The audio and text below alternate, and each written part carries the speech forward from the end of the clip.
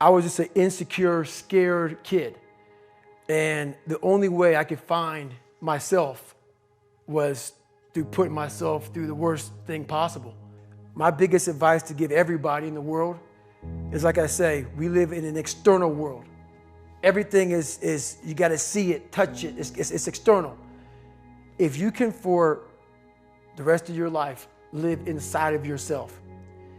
Stop listening to everything that makes no sense. All these insecure people putting their insecurities on you, you got to flush it out. You got to just be whoever the hell God or whatever the hell you believe in. If you believe in nothing but yourself, I don't care what it is. You got to take everything and throw it away. You have to believe in one thing, and that is yourself. And I'm not saying don't believe in God or what you believe in, but right now, for you to find greatness in yourself, you're not going to find it by looking in a book or by even hearing me. I may give you the spark, but you've got to go inside yourself to find it. And that means you got to be quiet. Go in a room, stop talking, search your soul, search your mind, search your abilities, and you'll find it. But if you're not looking for it, you won't find it. So you got to go start your journey. And the journey starts with you finding, why the hell am I here on this planet Earth? Why am I here? And if you don't know that, you will live the rest of your life searching, always asking the question, why? Well, it was pretty crazy for me. It took a while to get to that point where enough was enough. What happened, I came home one night from work spraying for cockroaches. And long story short, I turned on the Discovery Channel. I saw some guys going through Navy SEAL training. And they were going through Hell Week, and they were getting their ass just beat. You know, in and out of the water, guys ringing the bell. They were just suffering. And I was weighing like 297 pounds. And I had to make a change in my life. You know, I was at an all-time low, and I wasn't going anywhere. And I was exactly what everybody said I was going to be, which was nothing. So I had to make a change. No one was helping me out. My dad made my mom kind of irregular. So she worked 3 jobs, went to college full time, so she was never around. One time this person drew a picture of me and said, "We're going to kill you," on my Spanish notebook. Jesus. And I took it to my principal. And my principal said, "They spelled Niger." That was the best advice he can give me. So long story short, what I realized was no one was here to help me. I started shaving my head when I was 16 years old. And the feeling I had every morning, I looked in the mirror, was horrible. And I didn't want to feel like that anymore. And how I felt was a kid going nowhere, a kid that was scared. And most kids will accept that and look for help. But the best thing that happened to me, no one helped me. No one felt sorry for me. No one looked at me and said, like this day and age, they'll take you in and they'll tell everybody, stop picking on this person. Back then, they didn't care. The KKK marched in our 4th of July parades. They had to stay 100 yards back, but they marched in it. Wow. That's how this town was. And my mom cared about me, but my dad took our soul. And she did the best she could. I had to figure out I wasn't going to be a punk kid all my life. So the only way I could turn it around was to suffer. I had to build calluses in my brain the same way I built calluses on my hands. So I broke the Guinness Book of World Records for pull-ups a long time ago, but I failed at it twice. And I did 67,000 pull-ups in trying to break this record. So to do 4,030 pull-ups, I had to do 67,000 for training for that. And so what I realized is for me to become the man I wanted to become, I saw myself as the weakest person God ever created. But I never blamed God for anything he did to me. So I wanted to change that to be the hardest man ever created. Am I that? I don't know, but you had to have a goal. Right. And my goal when I was sitting there, not going to school, being bullied, having no self-esteem, my goal was the only person that's going to turn this person around is me. The only way I can turn it around is put myself through the worst things possible a human being can ever endure. And that'd be the only way that I can build this brain to handle anything that comes in front of it, callousing my mind through pain and suffering. In the end, what would your advice be to that 16-year-old kid who's staring in the mirror, does not like what he sees, but is still running from adversity?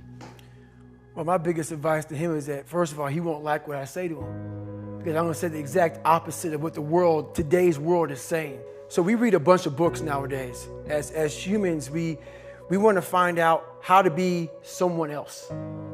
What we don't do is we don't go inside. So literally turn yourself inside out. Read the book that's like we're writing a book every day of our lives, but we never read that book. So what I would challenge this young man or young woman to do is you have to look inside of yourself to see what you really want. What are you passionate about? We use these words and these little phrases of only the strong survive and all this other crap. They're all just words. I get so tired of hearing people just talking. Like right now, someone may think Goggins is just talking. You don't know me. So when I speak from passion. I speak from experience. I speak from suffering. I have to tell this young man or woman that the only way I believe, and this is my experience in life, the only way you're ever going to get to the other side of this journey is you have got to suffer to grow. To grow, you must suffer. And some people will get it and some people won't.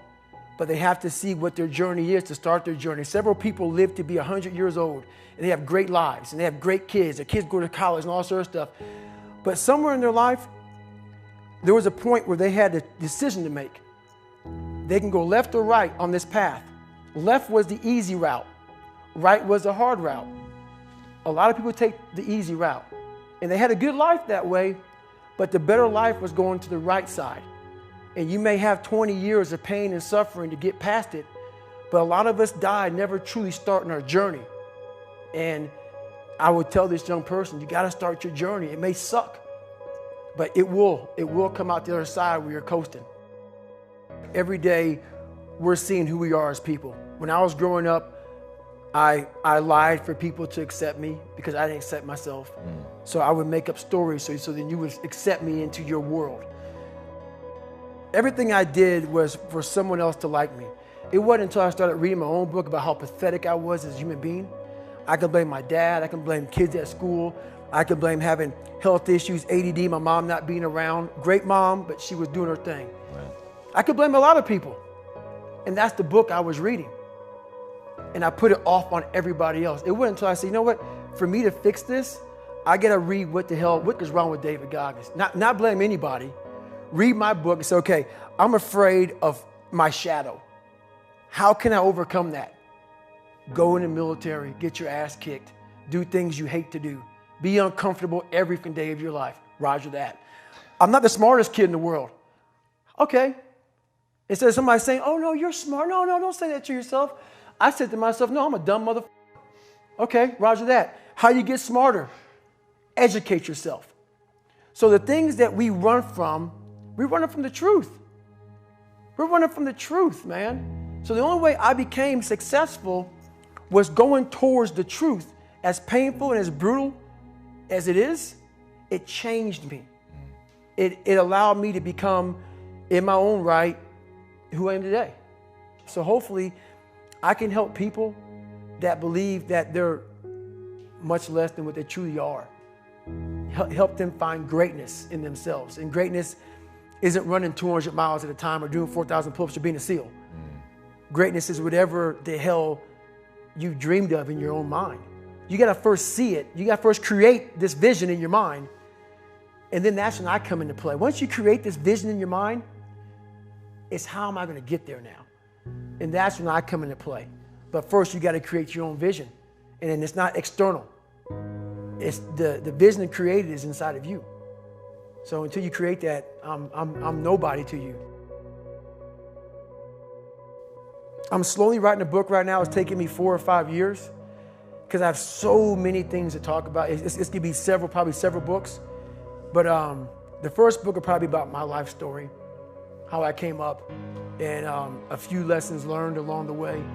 But, I have so much to talk about, so much to say, just to give people a lot more than hope. So.